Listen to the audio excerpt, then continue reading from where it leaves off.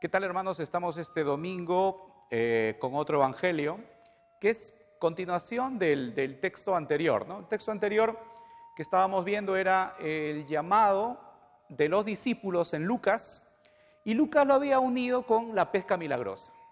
Entonces decíamos, este texto tiene como finalidad que Jesús demuestra un signo prodigioso y a partir de ese signo prodigioso revela a los discípulos quién es en realidad. Entonces, esto es motivo para seguirle.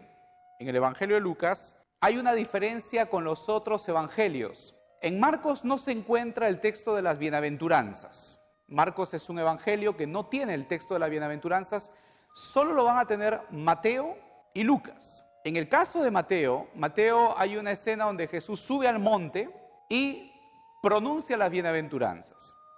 En el caso de Lucas, Jesús baja del monte y baja del monte para pronunciar las bienaventuranzas en un llano.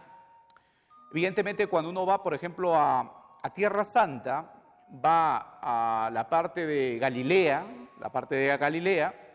encontrará al costado del lago de Cafarnaúm o el mar de Tiberíades, encontrará en una colina, una pequeña colina, una iglesia que se llama la Iglesia de las Bienaventuranzas. Es una iglesia moderna, construida sobre una colina, pero que recuerda una anterior iglesia que los peregrinos antiguos del siglo III o IV mencionaban, una iglesia que tenía, que recordaba la escena de las bienaventuranzas. Todavía los restos de esta iglesia se pueden ver, pero la iglesia moderna fue construida por un arquitecto italiano, que era un terciario franciscano, Antonio Barluzzi.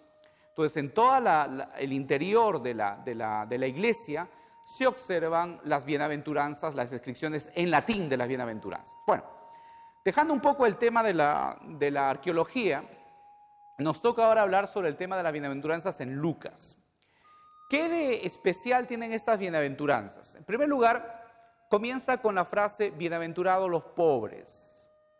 Y con esto se diferencia con el Evangelio de Mateo, que dice, bienaventurados los pobres de espíritu. Los pobres de espíritu, ¿por qué Mateo quiere señalar la diferencia que debe tener la comunidad cristiana contra los que son arrogantes de espíritu, ¿no? Es decir, tienen un espíritu arrogante. ¿Y por qué? Porque hay que recordar que la iglesia de Mateo se está enfrentando al tema del ambiente fariseo. Y entonces, los cristianos tienen que diferenciarse de esa espiritualidad farisea que ahora está atacando a la iglesia, pero que algunos simpatizan todavía. En cambio, en el Evangelio de Lucas, la cosa es muy distinta. El Evangelio de Lucas tiene otro objetivo, porque el Evangelio de Lucas tiene el objetivo de hablar del tema de una pobreza material.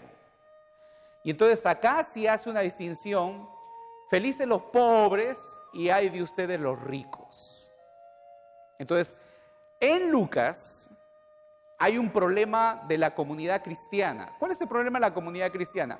Es que el Evangelio de Lucas está dirigido para un ambiente urbano, donde los cristianos están conviviendo y hay comodidades, hay confort, hay situaciones, por ejemplo, de prosperidad económica, y la comunidad cristiana se le ha enfriado el tema de la caridad. Entonces, ahí es donde Lucas quiere incidir con los discursos de Jesús y poner bienaventurados los pobres, porque para él es muy importante que entiendan, los que tienen dinero tienen que ayudar a aquellos cristianos que no lo tienen. Entonces, se dan cuenta cómo cada evangelista es un catequista, porque es un catequista que no solamente ha copiado o transcrito los discursos de Jesús, sino que los ha acomodado a la realidad de su lector o de su oyente. Entonces, el oyente de Lucas necesita que le hablen del tema de la solidaridad. Por eso la diferencia en este domingo de otro evangelio como es el de Mateo, en que Jesús habla de bienaventurados los pobres de espíritu, ¿no? Bienaventurados los que trabajan por la paz. Bienaventurados, por ejemplo, los que son limpios de corazón. En cambio, acá en Lucas es bienaventurados los pobres, bienaventurados que tienen hambre, bienaventurados los que lloran. O sea, es muy distinto. Son las bienaventuranzas, pero cada evangelista ha adaptado estas bienaventuranzas a la necesidad de la comunidad cristiana a la que ellos están escribiendo. Entonces, muy interesante porque hay de ustedes los ricos, los que están hartos, los que están saciados, los que ríen porque llorarán, etc. Entonces, es muy interesante entender que los evangelistas son unos auténticos catequistas de sus comunidades. Entonces, el día de hoy, domingo, recuerden bien que se acentúa la solidaridad. No podemos ser discípulos del Señor, no podemos nosotros ser cristianos si permanecemos indiferentes ante la realidad de nuestros hermanos. La solidaridad, como dirá también la carta de Pablo, finalmente lo único que va a quedar no es la esperanza ni es la fe, sino es el amor. Y por eso seremos juzgados. Entonces, la solidaridad es un distintivo fundamental de la comunidad cristiana. Entonces, a diferencia de Mateo, ¿no?, donde la pobreza espiritual, ¿no?, la sencillez de corazón, ¿no?, es distintivo del cristiano, o un distintivo del cristiano en Lucas es el tema de la caridad o la solidaridad. Bueno, que tengan un buen domingo, a ser solidarios, a compartir, porque es el distintivo de la comunidad cristiana. Entonces, no puede haber cristianos, gente que pertenezca a la comunidad cristiana, pero que sea indiferente ante el sufrimiento y la realidad de los demás. La solidaridad es el distintivo fundamental del cristiano, por eso es que la palabra dice, se admiraban al ver cómo se amaban, cuánto se amaban los cristianos.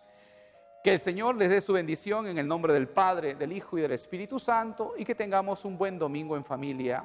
Paz y bien a todos.